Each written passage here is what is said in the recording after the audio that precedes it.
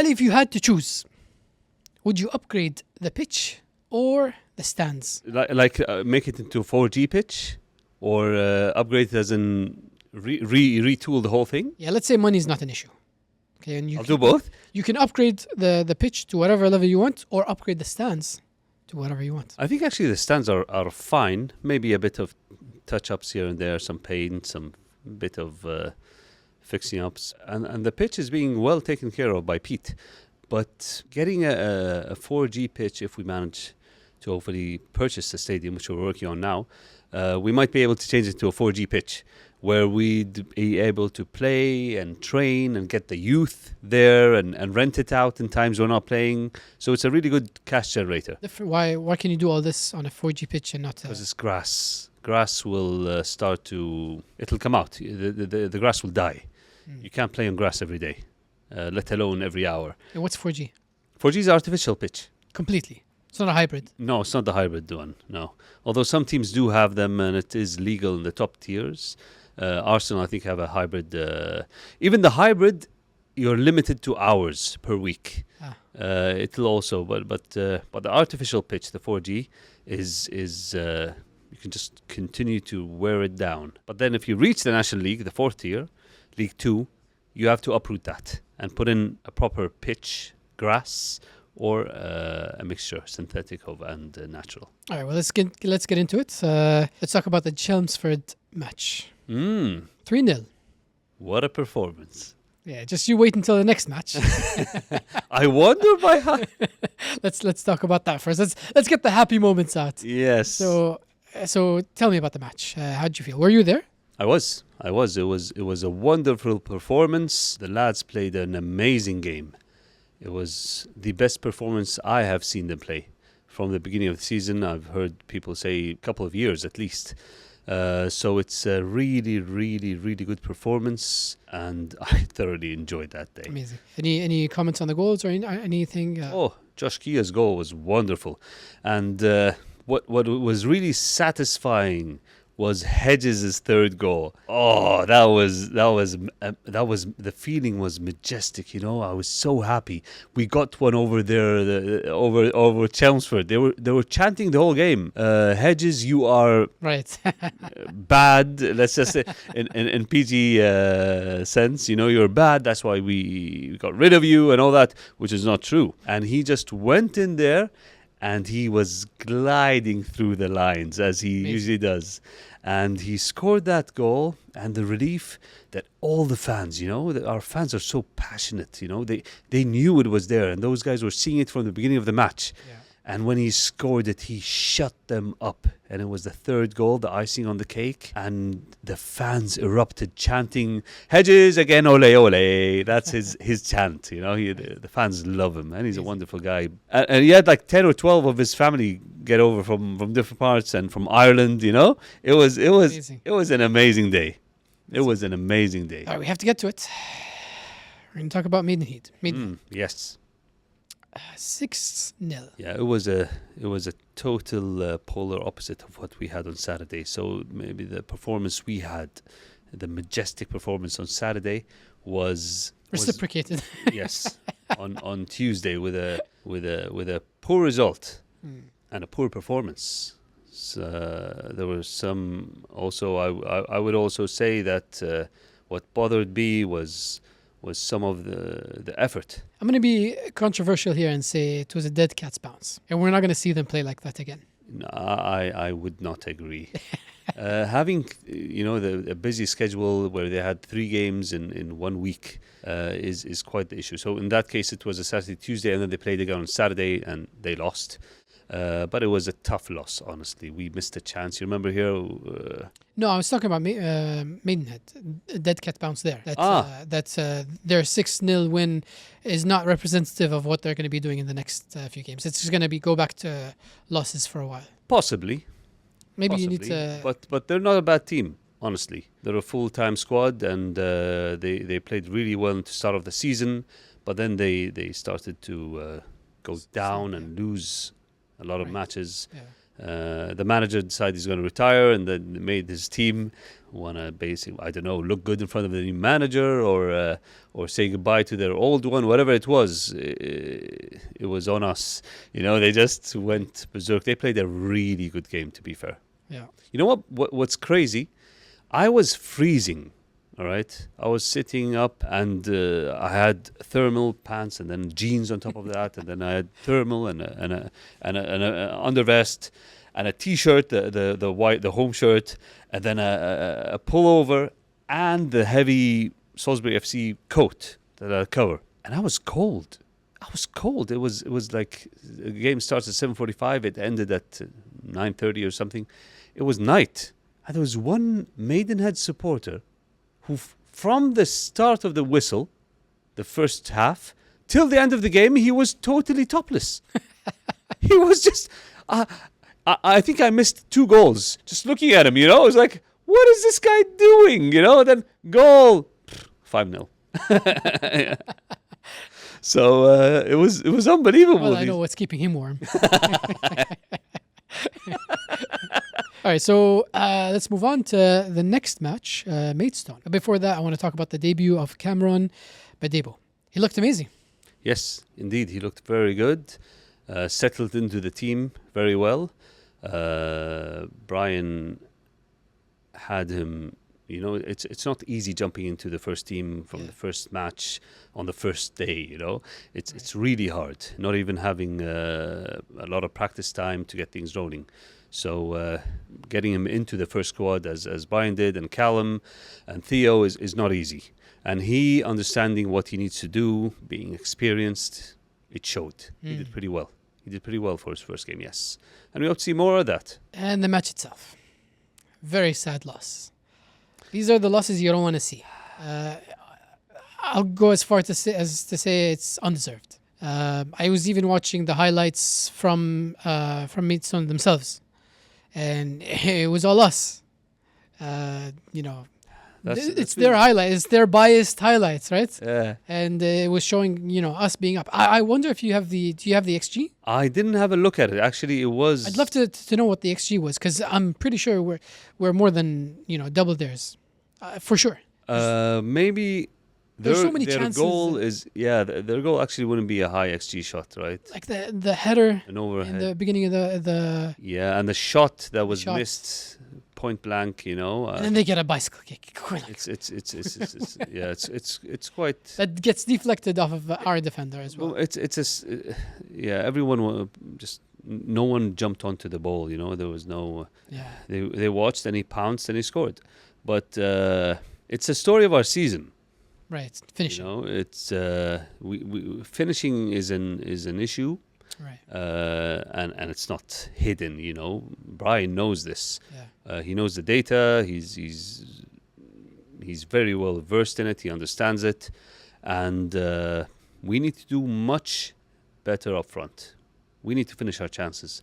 If we act on the XG that we have, average, just on XG, not top of the table. I think we'd be around 6th or 7th or 6th. So it's a huge difference. Right. Even taking into account also the XG against us. Yeah. Although that with Maidenhead, that got skewed really bad with the 6 goals. Yeah. It's an outlier that affected us sadly. After a couple of goals, they were not the same team. Right. Yeah. And on that, on Maidstone, when Ollie Bray injured his hamstring, that was devastating. Right, yeah. He was doing really well. But it's that, the hamstring episode we had last week. Yeah. It's that again. If you're an explosive player, you need to pay extra attention to your hamstrings. Strengthen them religiously. Just understand that they are your livelihood. Right. If you don't take extra care of your hamstring, make them as strong as possible, you will fall into this. I'm not saying Ollie, this is his issue, but having maybe come back from his injury, maybe it's not as strong as it should be, or something happened. I don't know. I haven't even spoken about it. I'm just so sad for him. You know, he has to go through all this again.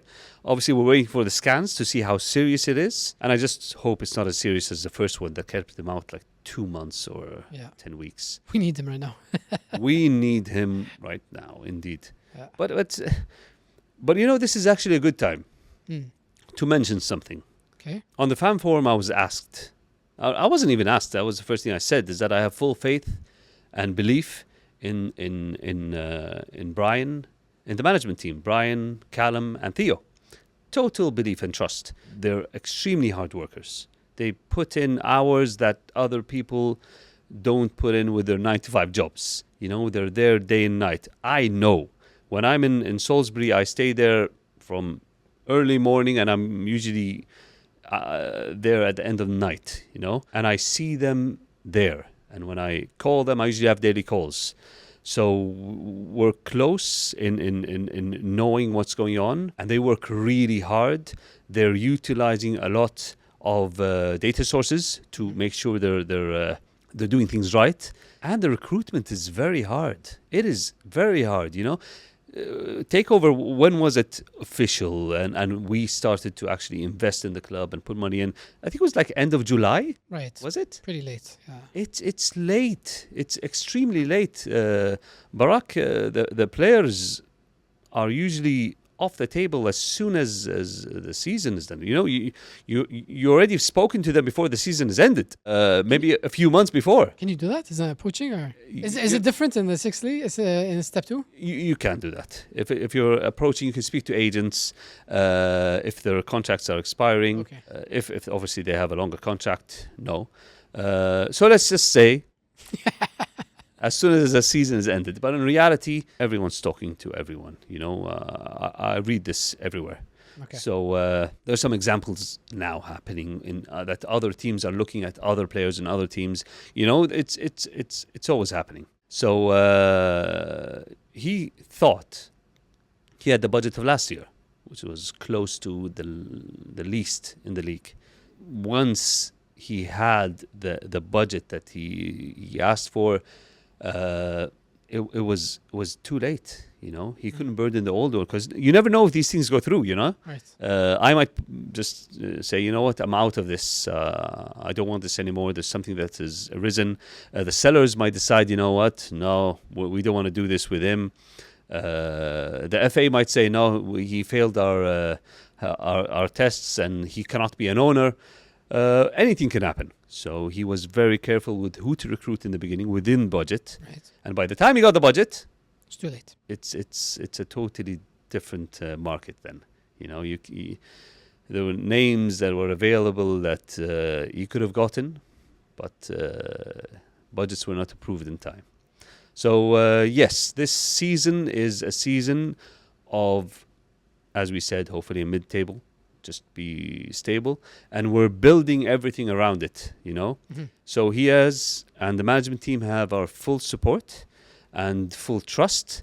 They had the trust and support of the previous board, which many are still a part of now, and they continue to have full support. That's why we haven't spoken before. It's not an issue with us. We know that he's doing a wonderful job, and Callum, and there are no issues with that. Absolutely. And he is going to be, and they are going to be, a part of the future of the club because of the vision that I have for the club with the youth and the integration of the youth, getting people from the outside. That's a strong point here. I'm not sure if I can say this. We'll cut this if it's, you know, if it will cause an issue for you guys. But there was supposed to be a clause in the takeover that Brian would be kept for at least a few terms, and he wouldn't have it. He said, it's amazing, isn't it? That's not how I operate. If you don't think I'm good for the club, I'm out. Barak, I've worked really closely with Brian over the last few months, and I like to believe that I know people. I was taken aback by his stance. So they wanted to add a clause where he cannot be terminated. Right. He has a contract, and he will stay there for the remainder of the contract. And they were adamant on it. It was non-negotiable. All right. So I was a bit disturbed by that, to be frank. You didn't know him. right? I didn't know him, and I'm not going to take their word for it. But in the first meeting, it was the first trip I went there. Nothing was done yet. There was initial signatures, but nothing was done. Anyone can just cancel. I met him. So it was me, Amanda, and himself. Badr was also there. And he said, listen, Amanda, thank you very much for putting this clause there. But let me just say that I believe in myself. And I think that Ali coming in, he has the right to choose who he wants to run this club. He's going to be putting in the money, and it's not fair for him. And if he feels that I am not good enough, then he can relieve me on my job. Now I will leave. Actually, he said I'll just leave and I'll resign, and he can put in whoever he wants. And that takes a man to do that. A lot of guts. A lot of guts, just to do that. Yeah. So that caught my eye. And I said, listen, Brian, I'm not one to lie or to beat around the bush. Basically, Amanda asked me and I answered that, yes, you will continue. And I appreciate you not putting in that clause. Because honestly, Barak, between me and you and everyone there, is I wanted the flexibility to fire him if things did not go as planned. I'm not really the most patient of people. Right, but things did not go as planned. Things did not go as planned. And I'm not a patient person. I tend to, if I see something wrong, I take action. I think some people that maybe at the club have seen this. But I also know when we have an asset and when things haven't gone as planned, as is happening with the management team, with Brian and Callum. They have been dealt a bad deck in the beginning with everything that's happening, and they're doing a wonderful job with what they have. And I am, as I said, I'm happy that clause was not there, because I actually was very critical and I was prepared to pull the trigger and relieve them of their duties if things didn't start off well. But being so close and looking at what's happening and speaking to other directors and chairmen of other clubs and managers, I have gained a lot of insight. Some people are in the FA, and I learned a lot. And I also learned about the pedigree of the management we have. These guys love the club. They absolutely love the club, and they want nothing more than to make it succeed. They have the smartness, the tactical awareness. They are really good in all aspects you want. And quite frankly, we are really happy to have Brian Dutton, Callum and Theo in our club. I didn't expect this to go this way. Yeah. But I think it's important, even after the 6-0 loss and the 1-0 loss, to show that this will not affect us at all. We have a goal. Our goals are high. I'm not in the business of putting my money in and throwing it in the bin, but there's so much going on in and around the club, and what they are building in the football club is extraordinary, and the results will come. I have no... I was just going to ask, Ali, the golden question. Can we bring it back? Can we? Bring it back. It was never there in the beginning. I mean, the hype was there. In the beginning. No, yeah. What do you think about the next match, Hemel and Hampstead? Let me say something. I think you'll enjoy this. You know what the biggest problem in the club is? Sitting across from me. That's exactly right. I am the biggest problem. Oh, you're serious? I am serious. You know why, Barak? Why? It's because I come with expectations. People think I'm a multi-billionaire. Oh, right. And I'm going to burn money right, left and center 100%. to just shoot the team up to the Premiership. I was reading in the comments on the Facebook supporters group that, a lot of our players came for the money. And I was like, what money? That's not true. Yeah, you're right. Money? You're right. That's, the financials... they're not on a lot of money. We're not competitive with salaries. Not at all. We are, let's say, fair market. But with the issue, the late recovery, the late budget influx, cash influx, that created some maybe discrepancies of what was available, etc.